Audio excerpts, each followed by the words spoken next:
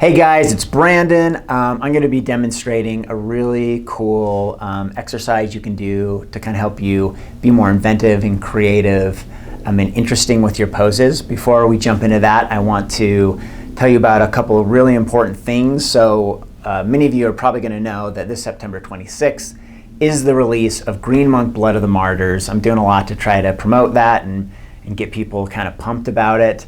Along those lines, I've decided I'm going to do a live streaming session this coming Sunday at 10 a.m. to 12 noon. That's Mountain Standard Time, where I'm going to kind of announce the last couple of big fun things I'm going to be doing before the release of Green Monk. So please come join me live on Sunday, this coming Sunday, and I'll kind of announce that stuff, and you'll be the first to know.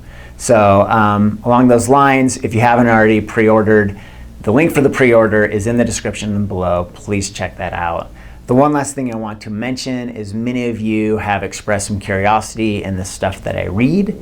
So I've decided to include in the description below my Goodreads link, and you can see the books I'm currently reading, what I've read in the past. I'm trying to be really good about updating that and keeping up to date on that. But you'll be able to see a lot of the books that I've mentioned in past episodes. So I do need to go back and add my art books on there. Mostly what I have on there right now is comic books I'm currently reading, other books I'm reading about ideas, or other fiction books that I'm reading. So check that out. I hope you like it. I hope you like this exercise I'm going to be talking about today. And let's just jump into it.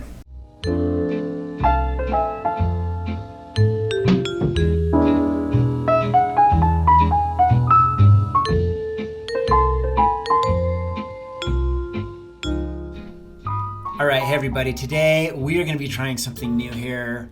So when we were doing Sketchbook Summer this summer, I did a bunch of drawing exercises. And with these drawing exercises, I filmed a bunch of sketchbooks with them. Some of them are from previous years, but I really only showed the end result of these drawing exercises as Instagram videos. So I really thought it'd be cool to go back and actually demonstrate all these drawing exercises so you can see me doing them basically in close to real time. So this is the first exercise I wanted to demonstrate. I call this one constrained gestures. You can call it constrained poses too as well, I guess. And this exercise I learned from Paul Richards, who, in my opinion, is one of the most brilliant minds when it comes to shape design, pose design, and also really brilliant as far as being able to communicate and break down the principle he uses to design poses. So I should also kind of warn you that Paul, a lot of his personal work is, pornographic stuff, so it's pretty explicit. So just if that's something you want to avoid, just want to make you aware of that. But something you don't want to avoid. I'm just providing the information. You guys decide what you're going to do with it. But anyway, he used to manage a blog called Babe Lab that had some really fantastic information on it. And I think this exercise I initially got from Babe Lab. It's still around. You can still look at the blog, and he's got some other tutorials and things that he's posted on his personal site. So I'm going to include some links to those things. I think you should definitely go check out some of his work. But yeah, this is an exercise I got from him. I want to give him props for being the source of the exercise. It should be clear by now kind of how the exercise works. So basically what this exercise is that you are going to draw a bunch of random shapes on a sheet of paper. You can obviously do it digitally too. And then what you want to do is you want to fill those shapes in with poses. Now, one of the key things to this exercise, and this is one of the things that Paul points out, is you really want to take time to think about the poses, how the poses might fit in. And you want to think a lot about foreshortening. By using foreshortening, you can get away with fitting stuff in that you may not normally think that you could fit in. One of the tools I use here, you'll see a little bit later on, is not only do I use foreshortening, but I get a little bit stylized later on, and probably I should have slowed down and taken a little bit more time to figure out what I was going to draw beforehand. So it's a fantastic exercise because it's really disciplines you to be a little bit more inventive with your poses. It can be really easy to kind of get in a rut and kind of do all your poses, do the kind of same poses over and over again. And this is a fantastic way to kind of force you to be a little bit more inventive and creative and do some different poses and figure out how to make it work. And ideally, to really do this exercise correctly, you want to try and do a pose in such a way that you're going to fit the whole pose into the shape you've created. You don't want it to be poking out very much. I think the one that I did for Sketchbook Summer, I actually cheated a little bit on. So, and that's, I mean, no one's going to beat you up for cheating or anything, but I think that makes the stronger exercise to actually discipline yourself to fit it within the pose. It makes for the stronger exercise. So now as I'm doing this, because I'm really trying to do this real time and fit as many of these in as I can within, the few minutes we have. I think there's maybe 15 minutes altogether. I don't take as much time figuring out the poses as I could have, and really, I could have really just taken a lot more time thinking about the poses before I put pencil to paper here. So that's one thing to think about as you're doing this exercise. Maybe take a little bit more time than I am to think about poses and to really try to figure out a good pose to figure into these different shapes. So along those same lines, I think another really cool variation that you could do on this exercise is to really take the same shape and figure out different poses that can fit in it. And obviously that's going to be much easier to do if you are working digitally, but of course you can always do that traditionally as well. A good investment to make if you like to draw traditionally a lot is in some vellum or some marker paper. Those are just basically different types of tracing paper, but they're going to be higher quality than like the cheap craft store tracing paper that you might be accustomed to. So, and I work with that stuff quite a bit. So yeah, that's another way you could try it, is to take the same shape and just do several different poses in that shape. So maybe that's something that I'll do in a later video. I think it'd be fun to just take a single shape and just do several poses with that same shape. Now, you notice one thing that I'm doing in this pose here is that obviously I'm getting creative with the hair to kind of help fill that shape, and I think there's nothing wrong with that. That's totally fine, and as a matter of fact, that could really work in the same way. I think a lot of times people are not as inventive as they could be with hair, being forced to fit hair into unusual shapes can also help you to be a little bit more creative. Hair, one thing you'll read or hear about in a lot of tutorials having to do with hair is that you really want to think about hair as a larger shape, or as a complex shape, not as individual strands. It can be really easy for hair to get kind of boring when you start thinking about that way, even though that's important. And so I think it's really important to try to, again, push yourself and try things a little bit different when you're designing really any shapes. So I mean, we're doing poses here. You could add costume onto this. You could add other details onto this, and that would be totally fine. And it would serve the same purpose. You'd still be figuring out shapes, doing shape design, and using this kind of exercise to force you to try kind of different things. So one thing that you'll show me doing here, I could really almost do a whole video just about this, but if you've watched me draw before, you might notice that I move back and forth between how I grip my pencil. So I actually do quite a bit of drawing and sketching with kind of a side grip on my pencil, where I'm kind of using the side of the lead to do shading and sometimes to emphasize certain shapes.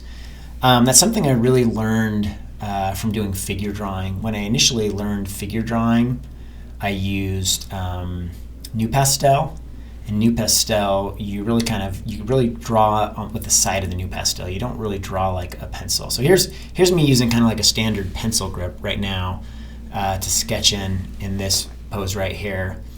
But yeah, so when I started doing figure drawing, I started getting more and more accustomed to have kind of this like this side grip, or using the side of the drawing surface to do drawing. And more and more when I started drawing with a pencil, I've gotten more accustomed to using that as an approach to sketching out things. There's a lot of benefits you can get from it. I mean, one of the really great things about it is that it really helps you to like simplify shapes, or simplify how you're drawing things. Instead of thinking about all these little lines, you're thinking a little more simply about broad strokes. You can see me here, I'm using it now. So this is kind of the side grip here. You see I'm kind of like creating these really broad, simple shapes with it. That's what's nice about it, is as a design tool as well, by limiting how you can draw and by using kind of this flat, simple surface, kind of helps me to draw more simply and design more simply. The other thing that you'll notice here that's a big thought of mine anytime I'm doing gestures or poses, is I'm always thinking about direction, the direction of limbs. And so I'm using lines to indicate direction. So you see that arm I just drew, kind of the forearm area near the crease of the elbow, that curve there is intentional to communicate direction. And so I am a very big proponent of using lots of those curves that can communicate foreshortening to really communicate direction of limbs as you're drawing. And you might notice on the legs that I drew some little curves on the leg to kind of emphasize direction. You really want to try and keep your poses that exist in a three-dimensional world. You don't want your poses to be these like two-dimensional poses that look like they're sandwiched between two surfaces. And so one of the really, really important ways to do that is that when you are drawing limbs, you really need to like bias the direction of those limbs. And you bias the direction of those limbs by creating those curves, that show the foreshortening. So I've got a little bit on that forearm there that shows us the direction of the forearm. You can see it on those legs as well. I could really emphasize it more on the right leg of this figure. It's the leg on the left of us.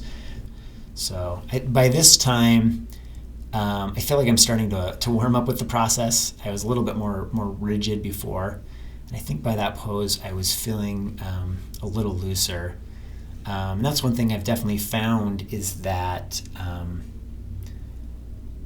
it can take me quite a bit of time to actually like warm up when I'm drawing. Like sometimes when I'm working on a character design, I kind of find that like my first hour of drawing will usually be just total crap before I start warming up and really feeling like I'm able to design well. All right, so this pose that I'm doing here, I probably make the most use of foreshortening in this pose here. So this is a good example of what I mean, how you really got to think of poses differently to fit them in these shapes, and you can't always think about like, oh, I got to fit a torso and I got to fit this and that in there, like really what's filling up most of this space here is this figure's butt and thighs. And that's really common with poses, is you'll find with really good poses, you'll find that there may just be one area of the body or one section of the body that really takes up a lot of the actual page space of the pose, especially when you have like someone at an angle or someone being foreshortened. And so that's one thing to think about is in this case, it's really, we're having the foreground elements of the body, like I said, kind of the butt and the legs and those foreground legs. Those are really taking up a lot of the space, and that they're taking about 80% of the space, and then you have about 20% that's taken up by the rest of the body. But it works also if you're doing, let's say you're doing a pose, and you could emphasize the left half of the body more than the right half of the body. That's going to take up more space in the page, and you'll find that when you think about things that way, when you really bias one side of the body more than the other, that's when poses start feeling very dynamic. So I'm going back up in here and touching up things as I'm warming up and going back to some of these other poses. This pose here in this triangle, I probably could have even pushed that foreshortening further and pushed that head back and such. All right, now this pose that I'm sketching in here, this one I probably could have taken a little bit more time to think through. I had a really strong concept when I first started drawing, and then I kind of just like I decided, oh, I'm going to stick this guy's knee in here, like he's kind of doing like a pigeon pose, and it kind of deviated from my concept like immediately. But this one is where I'm starting to get a little bit more stylized with my poses. I still think it's pretty close to being consistent and working, but this is one I probably could have done again and figured out kind of a better pose to fit this shape. Now, one other thing that you'll notice, even though I get very picky about, and here I am trying to figure out where to put this foot, but one of the things I get really picky about is I try not to have too much stuff protruding out of the shape, but I think it's okay to have gaps within the shape. I mean, as much as you can, and I think you should fill up the space, but you'll notice in some of these poses I have some pretty significant gaps within the shape that I'm trying to fill, and I'm more comfortable with doing that than I am with having shapes protruding out of having design elements protruding outside of the shape. So just a relaxed yoga pose here. This is probably the most unnatural pose that I'm trying to draw here. And by this time, I'm kind of noticing that the forearm is like crazy long, and so I'm trying to shorten down the forearm, fix some of my drawing errors here. And I haven't really quite settled on the foot yet, so you're going to see here I'm going to try to spend a little more time. Again, I'm working on figuring out direction of the limbs. So I've got this thigh coming out towards us, but then I kind of had the foot coming backwards, and I think I'm kind of changing that here. What I'm doing here is I'm having kind of the thigh coming towards us, and then the foot coming off at another angle that's kind of slightly towards us as well. And then I feel better about this kind of foot angle, although this is still a pose that a real person would have to be very flexible to be able to hold. All right, this is time for the really crazy stuff. Here I'm trying to basically figure out where the pelvis is. So I got this crazy bend at the hip that would probably actually break your hip in real life. But by this time, what kind of would have worked better here is if I had done maybe something more Indian style, almost like this guy that's sitting next to him. But maybe I don't like that idea, because that would have been I would have been using basically the same idea 2 times. Anyway, it's not bad for how Gumby the pose is. It almost works. So I'm not going to feel too bad about this pose. The other nice thing about drawing on the side of your pencil is it's a good way to kind of blacken large areas, add shading, that sort of thing.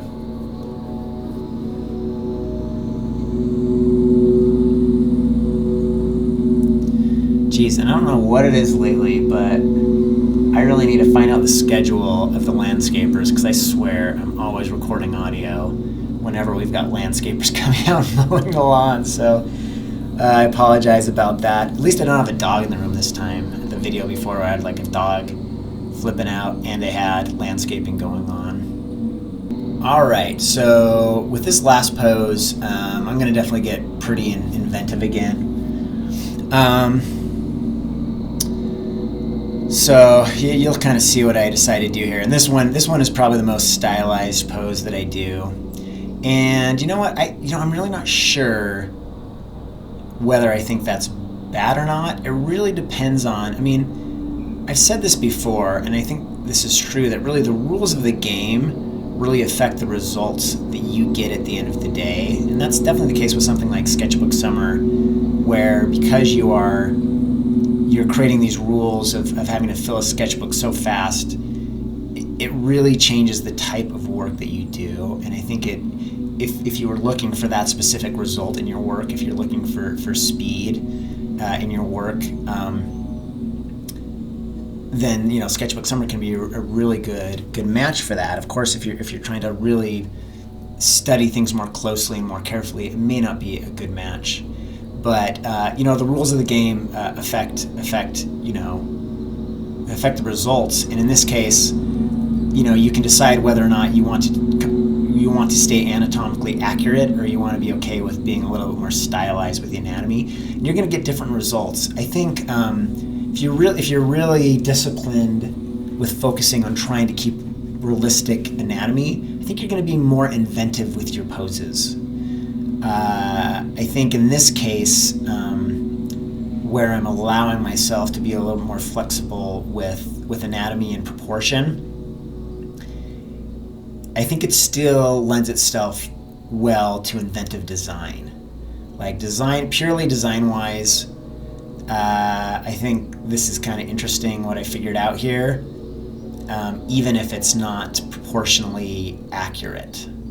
So, and it's still somewhat inventive. But yeah, there's definitely some weird proportions going on here. So you decide what rules you want to set. You decide what you want to get out of this exercise. You decide what sort of rules you want to set. Of course, it doesn't hurt to set one rule one time and to set another rule another time. Learning to draw is it's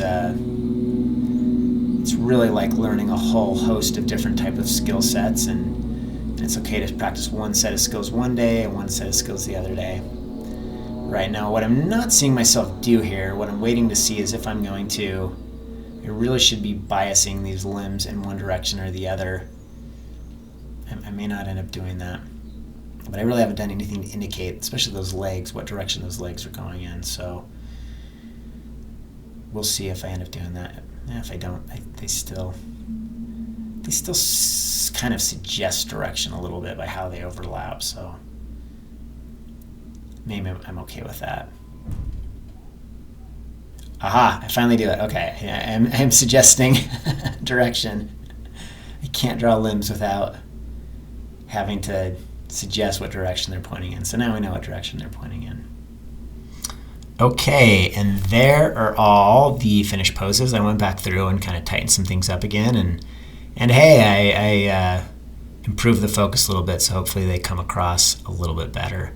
So a really fun little exercise to do to kind of help work on having more inventive poses, just to get just to practice and exercise thinking about the body in different positions and different shapes, and really work on kind of coming up with unique shapes and improve your shape design. So of course, once again, big shout out to Paul Richards for coming up with this cool exercise. If you like this, of course, please like the video, please subscribe, and we'll talk to you next time.